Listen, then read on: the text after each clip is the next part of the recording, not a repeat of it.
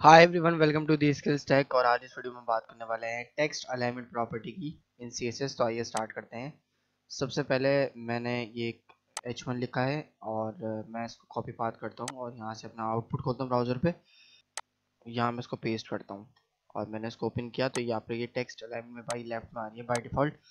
तो मैं सीएसएस में किस तरीके से अलाइनमेंट करता हूँ टेक्स्ट की, तो मैं यहाँ पे स्टाइल का टैग लेता हूँ और यहाँ पे लिखूँगा H1। आपके पास पहले H1 हो H2 हो कुछ भी हो, डजेंट मैटर, टेक्स्ट अलाइन। और यहाँ मैं लिखूंगा अगर मुझे सेंटर करनी है तो सेंटर, और ये सेंटर में आ जाएगी। HTML में आपको पता है कि किसी भी अलाइनमेंट को मुझे टेक्स्ट की अलाइनमेंट कैसे करनी होती है, तो मैं अलाइन एट्रीब्यूट का यूज़ करता हूँ। अलाइन एट्रीब्यूट का इस तरीके से, और वहाँ पर मेरे पास 4 वैल्यूज़ होती हैं। वैल्यू थी मैं सेंटर यूज़ करता हूँ। अगर मैं यहाँ से इसको हटा दूँ तो ये फिर भी सेंटर पर रहेगा। ठीक है, अगर आप लेफ़्ट करना चाहें तो लेफ़्ट कर दें, तो ये लेफ्ट साइड पे बाय डिफ़ॉल्ट रहेगा। जस्टिफाई होता है बाय डिफ़ॉल्ट वैसे तो, और जस्टिफाई कर दिया आप इसको, जस्टिफाई, ये जस्टिफाई रहेगा टेक्स्ट आपका। और उसके बाद अगर इसको राइट कर देंगे आप अलाइन राइट, तो ये राइट पे शिफ्ट हो जाएगा। तो इसी तरीके से यहाँ पे मैं इसको राइट कर देता हूँ तो ये राइट में चला जाएगा। इसी तरीके से सिमिलर यहाँ पे भी आपके पास CSS में भी ऐसे ही होता है कि आप अलग अलग प्रॉपर्टीज़, आप अलग अलग वैल्यूज़ का यूज़ करते हैं, नॉट प्रॉपर्टीज़, वैल्यूज़ का यूज़ करते हैं। अगर आप इसको स्टार्ट कर दें, तो मैं अगर स्टार्ट करके दिखाऊं तो स्टार्ट में बस कहाँ आती है वैल्यू, स्टार्ट में आती है सबसे पहले। उसके बाद अगर मैं आपको और दिखाऊं इसके अंदर और भी कौन सी होती है मेरे पास, होती है हमारे पास एंड होती है। यहाँ पर राइट की जगह एंड है, लेफ्ट की जगह स्टार्ट है। ये देखें एंड में आ गई मेरे पास। और अगर मैं इसको यहाँ से कर दूँ सेंटर, तो ये सेंटर में आ जाएगी। सेंटर मैंने वो करके दिखाई है। और मैं इसको कर दूँ अगर जस्टिफाई, जस्टिफाई है हमारे पास यहाँ पे, देख लेते हैं हम। वैल्यू है जस्टिफाई, अच्छा राइट भी है। और यहाँ पर हमारे पास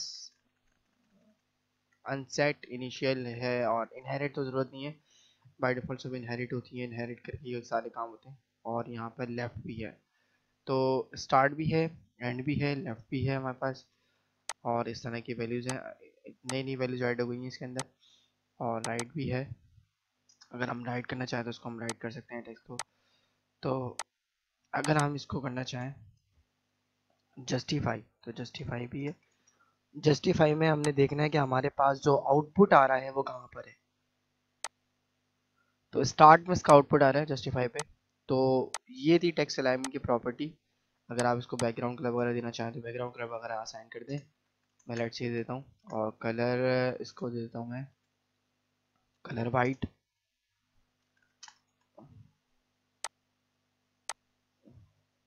तो इस तरीके से आप यूज़ कर सकते हैं। और मैं जस्टिफाई की जगह को सेंटर कर दूंगा तो ये मेरे पास सेंटर में आ जाएगी। तो ज़्यादा टेक्स्ट अलाइन सेंटर यूज़ होती है, और राइट और लेफ्ट यूज़ होती है। स्टार्ट और एंड भी यूज़ कर सकते हैं आप, बट जस्टिफाई यूज़ नहीं होती। जस्टिफाई बाय डिफॉल्ट होती है क्योंकि प्रॉपर्टी वैल्यू आपके पास टेक्स्ट अलाइन प्रॉपर्टी है और ये इसकी वैल्यू है। मैं बार बार गलती से प्रॉपर्टी प्रॉपर्टी कह दे रहा हूँ वैल्यूज़ को। तो वैल्यूज़ होती है आपकी centre, left, right, start, and, ये सब किया है वैल्यूज़ है। तो आई होप सो कि ये वीडियो आपको पसंद आई होगी। अगर वीडियो पसंद आई तो इसे लाइक कीजिए, चैनल को सब्सक्राइब जरूर कर लीजिएगा। मैं मिलता हूँ फिर आपसे नेक्स्ट वीडियो में। So till then keep learning and keep exploring.